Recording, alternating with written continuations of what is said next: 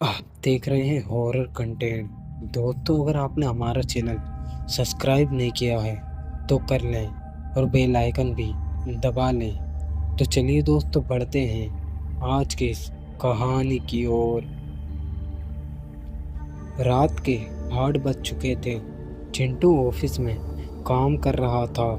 तभी कुछ समय बाद तेज तूफान के साथ बारिश होने लगी। लेकिन चिंटू एक बड़े प्रोजेक्ट पर काम कर रहा था।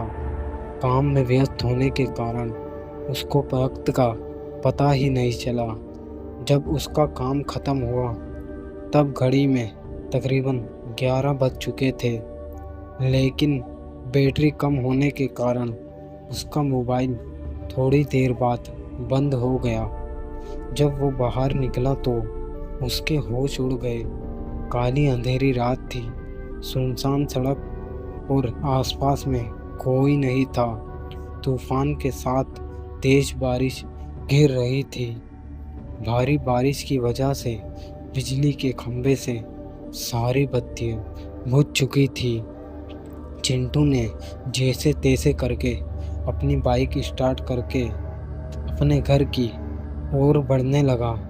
कुछ देर बाद अचानक रास्ते में एक काली बिल्ली चिंटू का रास्ता काटकर निकल गई, जिसके कारण चिंटू ने अपनी बाइक रोकी, क्योंकि उसका मानना था कि काली बिल्ली रास्ता काटे तो कुछ समय बाद आगे बढ़ना चाहिए। जब वो 1 मिनट बाद अपनी बाइक को स्टार्ट करके आगे बढ़ा तो उसकी बाइक रद्दी भर नहीं हिली। चिंटू को लगा कि उसकी बाइक किसी ने पकड़ ली हो।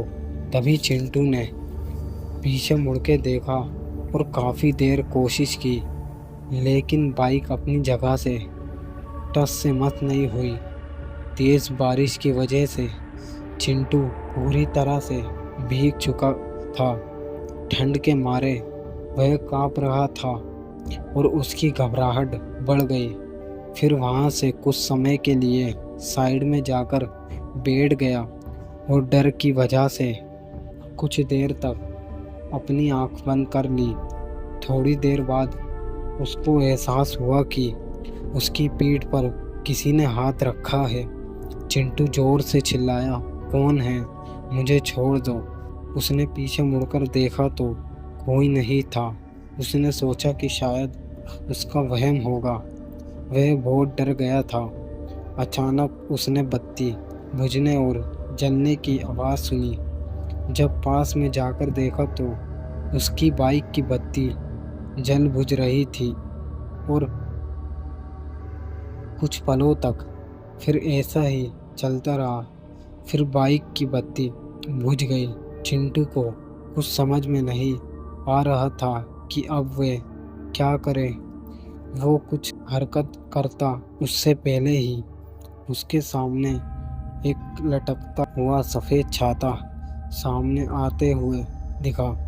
चिंटू में डर के मारे अपनी आंख बंद कर ली, लेकिन वह अपनी आंख को ज़्यादा देर तक बंद नहीं कर पाया। जब उसने अपनी आंख खोली तो उसके पैरों तले ज़मीन खिसक गई। उसकी नज़रों के सामने एक चुड़ैल खड़ी थी। उसने सफ़ेद साड़ी पहनी थी। वह डरावनी नज़रों से चिंटू को देख रही थी। फिर उस चुड़ैल ने छाता ज़मीन पर फेंक दिया।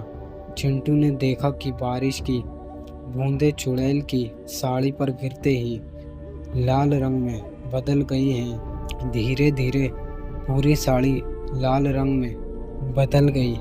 यह दृश्य देखकर चिंटू घबरा गया और फिर अपनी बाइक की तरफ भागा।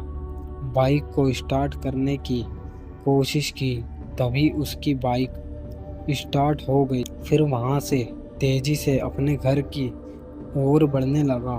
कुछ देर बाद वही चुड़ैल चिंटू की बाइक के सामने आ गई।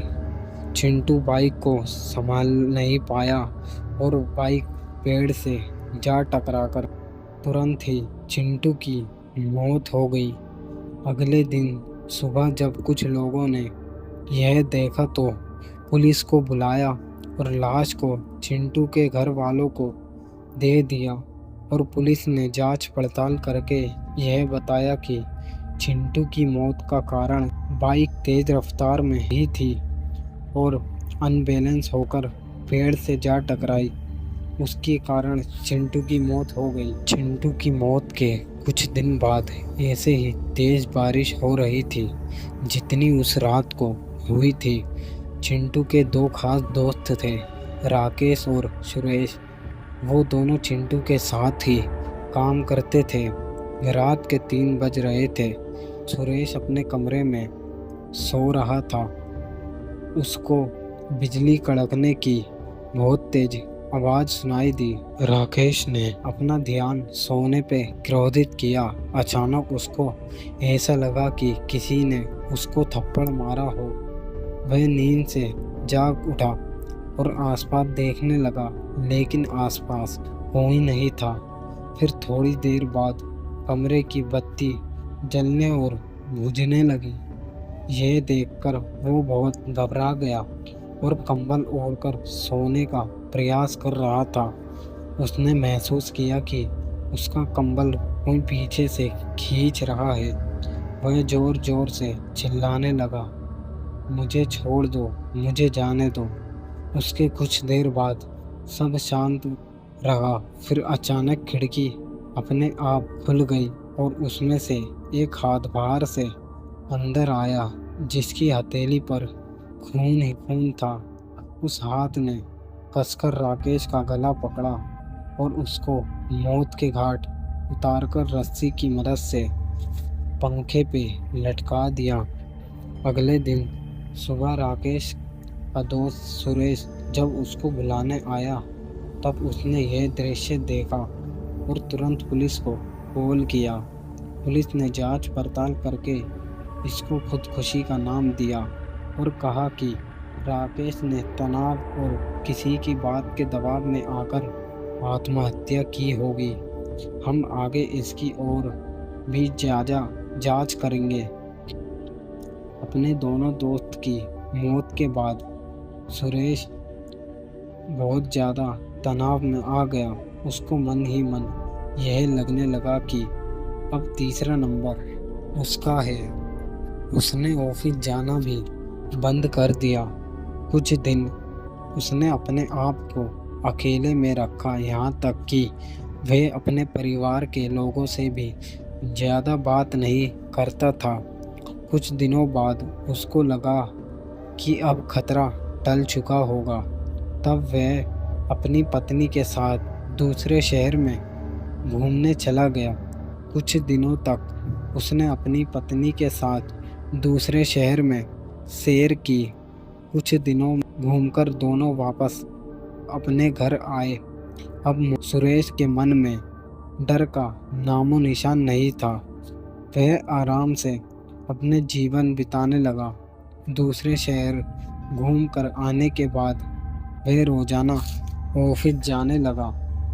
एक दिन ऑफिस का काम ज़्यादा होने की वजह से उसको देर रात तक रुकना पड़ा। उस रात को भी तूफान के साथ भारी बारिश हो रही थी। तो सुरेश ने अपनी कार में बैठकर घर के लिए रवाना होने लगा। रास्ते में एक बड़े से पेड़ से उसकी गाड़ी टकराई और उसकी गाड़ी का पहिया एक खड्डे में फंस गया। सुरेश कार से बाहर निकला और कोशिश करने लगा, लेकिन पहिया खड्डे से बाहर नहीं निकला। सुरेश कोशिश कर रहा था, तभी वहाँ से एक औरत गुजरी। उस औरत ने बड़ा प्यार से सुरेश से कहा, सुनिए, क्या मैं आपकी मदद कर सकती हूँ? सुरेश ने कहा, जब मुझसे नहीं हो रहा है तो आपसे कैसे होगा? फिर ये आपको लगता है तो आप एक बार कोशिश कर लीजिए। उस औरत ने कार को पीछे से सिर्फ थोड़ा सा ही धक्का मारा था और कार का पहिया खड्डे से निकल गया। सुरेश उस औरत का धन्यवाद करने लगा और उसको पूछा, आपको कहीं जाना है क्या? अगर आप चाहो तो मैं आपको छोड़ दूं? जी धन्यवाद आपका। यहाँ से थोड़ी आगे एक तालाब वाली गली आती है, वहाँ मुझे छोड़ दीजिएगा। तालाब के पास मेरा घर है। उस औरत ने जवाब दिया। सुरेश ने उस औरत को अपनी कार में बैठाया और आगे बढ़ा। सुरेश को थोड़ा डर जरूर लग रहा था, लेकिन उसने गाड़ी चलाने पे ध्यान दिया। थोड़ी देर बाद पीछे से आवाज़ आई, बस यहीं रोक दीजिए, मेरा घर पास में ही है। सुरेश ने कार रोक दी और उसको उतरने को कहा। अचानक उसने पीछे से डरावनी आवाज़ सुनी, सुरेश अब ले तू गया, तेरा अंत अब नज़दीक है, मैं तुझे नहीं छोड़ूंगी। सुरेश पीछे मुड़कर देखने लगा। उसके होश उड़ गए। वो औरत एक खौफनाक चुड़ैल में बदल चुकी थी। उस चुड़ैल ने जोर से सुरेश को धक्का दिया और उसको कार से नीचे गिरा दिया। सुरेश को घसीटकर तालाब की ओर ले जाने लगी। सुरेश बहुत ही चीख और चिल्लाने लगा, लेकिन चुड़ैल ने उसकी नहीं सुनी। सुरेश ने चुड़ैल से कहा, कृपया मुझे छोड़ दो, मुझे जाने दो, मैंने आपका क्या बिगाड़ा है। सुरेश आज मेरे हाथों से ही मरेगा। तुम्हारे दोनों दोस्तों को तो मैंने मौत के घाट उतार दिया है, अब तुम्हारी बारी है। याद करो बरसात की वो अंधेरी रात, जिस रात को तुम लोगों ने मेरी हत्या करके मुझे तालाब में फेंक दिया था। जिस जमीन ने मुझे और मेरे माँ बाप को रोजी रोटी दी थी, वह जमीन तुम तीनों ने हड़प ली और उस जमीन पे शराब की फैक्ट्री लगाना चाहते थे। जब मैंने और मेरे पिताजी ने मना किया तो तुम पापियों दरिंदों ने मेरी और मेरे पिताजी की हत्या करके दोनों को तालाब में फेंक दिया। हमारी मौत का लोगों को ये बताया कि हम पानी में डूबकर मर गए हैं। मैं उस ज़मीन पे कभी भी शराब की फैक्ट्री नहीं चलने दूंगी तथा मैं वापस मेरे पिताजी और अपना बदला लेने आई हूँ। आज तुझे भगवान भी मुझसे नहीं बचा पाएंगे। यह कहकर चुड़ैल ने जोर से धक्का दिया और सुरेश को तालाब में गिरा दिया और पानी में डूबकर उसकी मौत हो गई। फिर चुड़ैल गायब हो गई। दूसरे दिन किसी ने सुरेश की लाश को पानी में बहते हुए देखा।